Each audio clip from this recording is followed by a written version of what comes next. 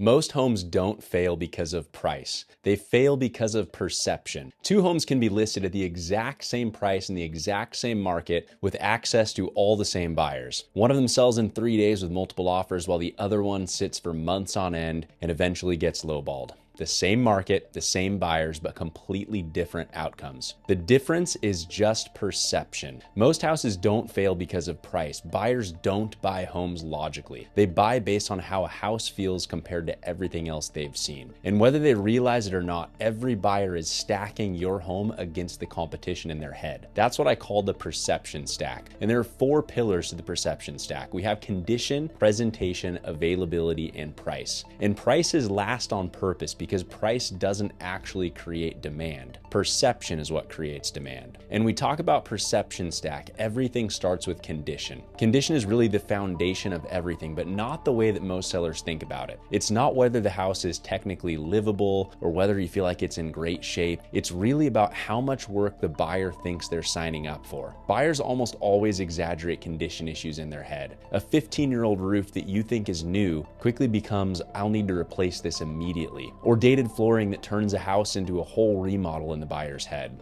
Some of the small maintenance items quietly raise the question, what else is wrong here? Buyers don't price repairs accurately, they price uncertainty and fear. And every unanswered question creates friction, and friction is what kills urgency. So if a home feels like work, buyers are going to expect a discount even when the price is technically fair. And this is where presentation comes into play. Presentation is how the condition is perceived, and this is where a lot of sellers get tripped up. One example we had is a house that showed up incredibly well online. Great professional photos, the lighting was perfect, the angles of the pictures were awesome, and it just looked amazing. And the response online was huge. We had over 50 showings come through the property over the course of 2 or 3 weeks. So everything on paper looked perfect. But week after week, none of those showings made an offer. And that's because online is the first showing, but it's not the only one that matters. In person, the house didn't live up to the hype that the photos created. So buyers were walking in expecting one thing, and what they experienced felt like a big step down from what they anticipated. The rooms felt tighter in person,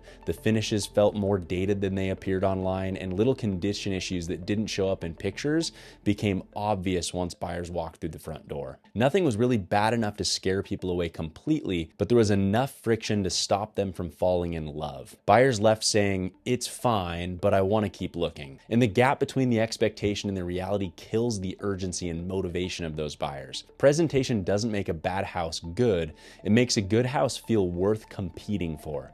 And when presentation oversells the house, perception breaks the moment the buyer walks through the door. Now, here's the important part. Even with 50 showings, we didn't have leverage. And fewer buyers doesn't lower price, it lowers leverage. We had activity, but we didn't have the emotional buy-in that it takes to actually sell a house. Really, without that emotional buy-in, the price becomes the only lever left. And that's when sellers get frustrated. And a lot of times I'll hear people say, we've had tons of showings, so it must be the price. But showings weren't the problem in this situation, perception was. Now let me give you another example, and this one is specifically about price. We had a home listed just above a common buyer pre-approval threshold for a neighborhood. Let's say that threshold was $550,000, and this home was listed at $560,000, so $10,000 above that threshold. So the problem in this case wasn't the house. The condition was absolutely perfect, presentation was strong, the availability was great because it was vacant, but buyers literally weren't seeing it because the buyers that were approved up to $550,000, the house didn't show up in their searches. So this house wasn't being considered. It wasn't even being stacked up against the competition at all. So we made a small change. We actually adjusted the list price to $549,950, just under the threshold. Same house, same market, same day, and almost immediately the house sold. Nothing about the home actually changed. The only thing that changed was how it showed up in buyers' perception and search behavior. And that's the part that most sellers miss. Price isn't a number, it's just a filter, and it determines who even gets the chance to fall in love with your home.